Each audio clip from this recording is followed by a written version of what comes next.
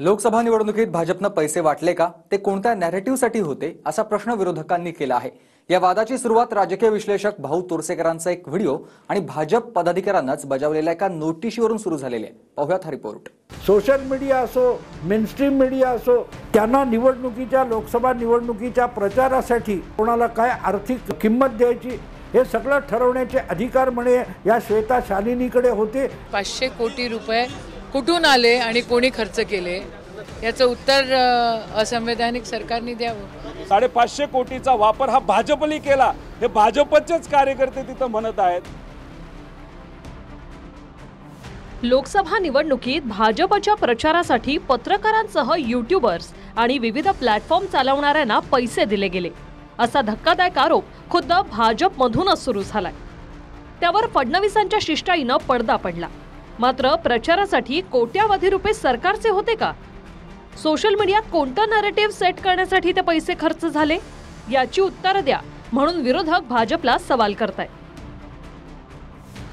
नेमकं घडलं काय ते समजून घेऊया। हे आहेत भाऊ तोरसेकर, पत्रकार, राजकीय विश्लेषक, यूट्यूबर अशी त्यांची बहुआयामी ओळख आहे। या आहेत श्वेता शालिनी, या महाराष्ट्र भाजप मीडिया सेलच्या प्रमुख पदाची जबाबदारी सांभाळतात।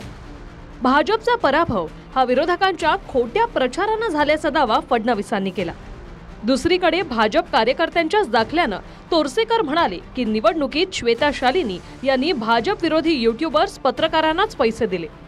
उलट भाजपला मदतनीस ठरतील अशा पत्रकारांना वंचित ठेवलं गेलं।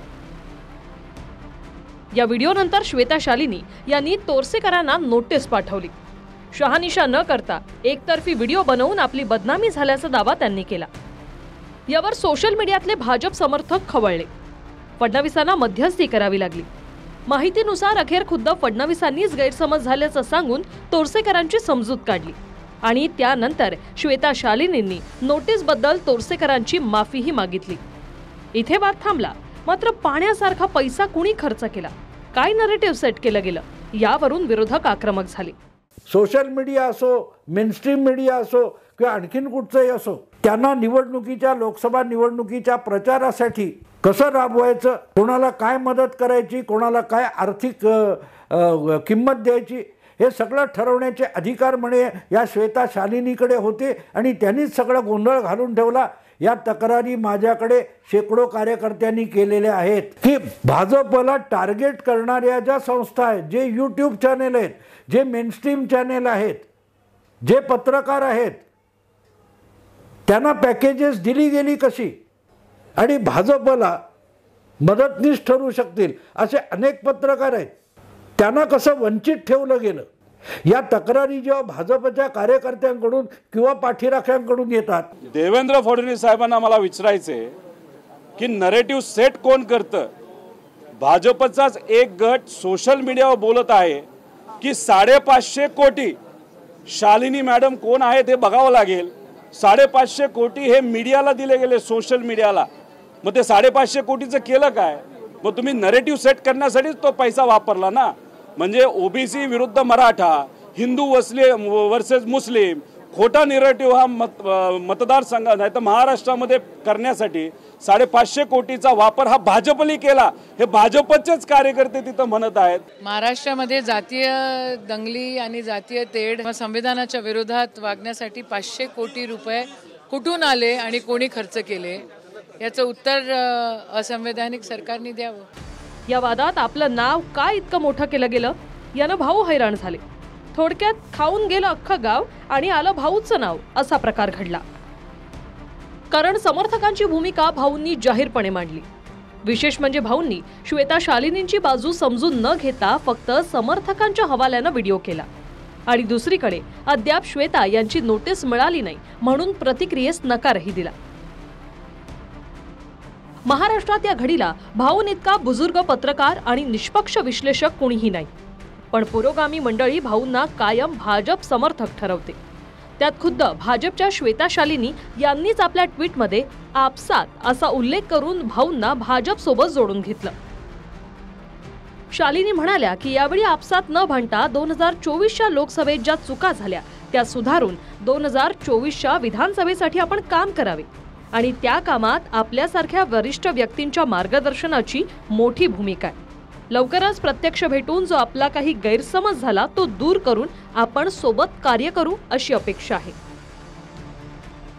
भाऊ आपलं बरंचसं विश्लेषण 7 घोडे 12 टके हा आधार धरून करतात. एकीकडे ते पत्रकारांना वेश्या म्हणतात, दुसरीकडे वृत्तवाहिन्यांना पाहत नसल्याचा दावा करतात आणि तिसरीकडे वृत्तवाहिन्यांतल्याच प्रतिक्रियांवरून राजकीय विश्लेषणाचे व्हिडिओही बनवतात.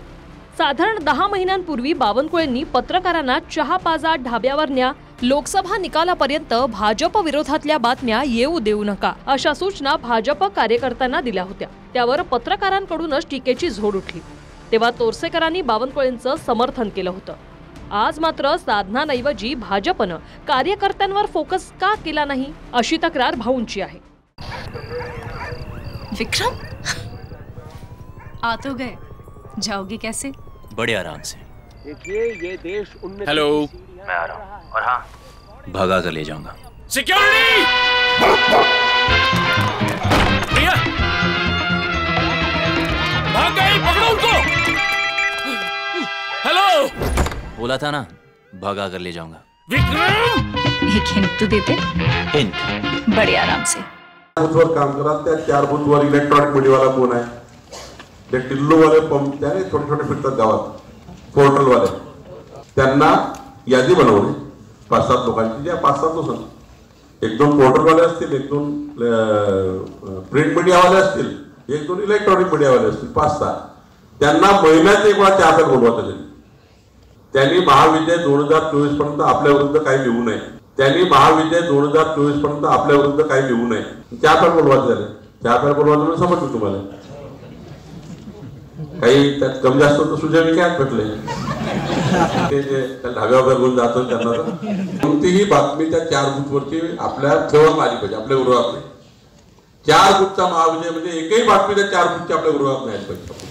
यूट्यूब चॅनल्सला एक जेवण ठेवा, किंवा यूट्यूब चॅनल्स किती आहेत तिथले प्रिंट मीडियाशी बोला, तिथल्या डिजिटल प्लॅटफॉर्मशी बोला. आपल्या सरकारबद्दल काय छापून येतं, देवेंद्रजीबद्दल काय छापून येतं. पॉझिटिव्ह आहे त्याला खूप सर्क्युलेट करणे आणि निगेटिव्ह आहे त्याला जमिनीत गाडणे. जनानखान्यातल्या पतिव्रतांना छेडण्याचा किंवा पटवण्याचा गंभीर गुन्हा बावनकुळे यांनी केलेला आहे. प्रेस क्लब नावाचा सगळ्यात मोठा वेश्यांचा अड्डा आहे हे मी सांगतो. कुठे भुंकावं ते कळत नाही अशा कुत्र्यांचा एक घोळका म्हणजे आजची पत्रकारिता झाली आहे असं मी वक्तव्य केल्यानंतर माझा निषेध सो कॉल्ड टेलिव्हिजन पत्रकार संघटना आहे त्यांनी केला होता. मला घंटा फरक पडला नाही. एवढा राग आला तुम्हाला कशासाठी? बावनकुळेंचा गुन्हा काय असेल तर बावनकुळेने यांची लायकी कमी केली. बाजार बसवी जेव्हा पतिव्रतेचा आव आणायला जाते ना तेव्हा नको तितकी अब्रू चव्हाट्यावर येत असते. तेव्हा आम्ही फार मोठे पवित्र पतिव्रता असला आवाहनाची गरज नाही. तुमचं जे उत्पन्न आहे त्या उत्पन्नाच्या तुलनेत तुमची संपत्ती दाखवा, मग कळेल तुम्ही किती पवित्र आहात. आणि कुठे कुठे बेशरमपणे वेश्यावृत्तीने काम करता. मेनस्ट्रीम मीडियामध्ये माझ्यावर भाजपचा समर्थक, भाजपचा प्रवक्ता असा शिक्का बसलेला आहे. अशा वेळेला भाजपचाच प्रवक्ता मानल्या जाणाऱ्या ज्येष्ठ पत्रकाराला भाजपचा IT सेल इलिगल नोटीस पाठवतो. असा जो बाबरा झाला त्याला सर्वस्वी श्वेता शालिनी कारणीभूत आहेत. मी त्यांना माझ्या व्हिडिओमध्ये कुठेही खलनायक बनवलेलं नाही, कारण तो सगळा बुमरँग होऊन तो विषय त्यांच्यावर उलटला. त्यांनाच खलनायक ठरवण्याचा प्रयत्न केला गेला. मी तो व्हिडिओ टाकल्यापासून या विषयावर कुठेही जाहीररित्या बोललेलो नाही.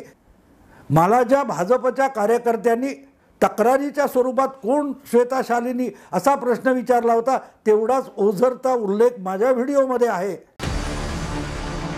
अक्षय मंकनी, TV9 मराठी.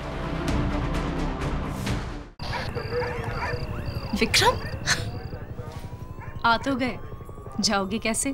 बड़े आराम से. देखिए ये देश हेलो, मैं आ रहा हूँ. और हाँ, भगा कर ले जाऊंगा. सिक्योरिटी, प्रिया, भाग गई, पकड़ो उनको. हेलो, बोला था ना, भगा कर ले जाऊंगा. विक्रम, एक हिंट तो देते. हिंट. बड़े आराम से।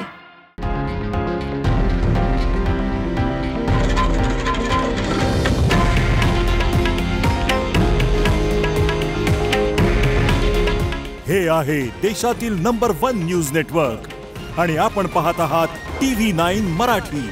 काळजी तुमची, हित महाराष्ट्राचं।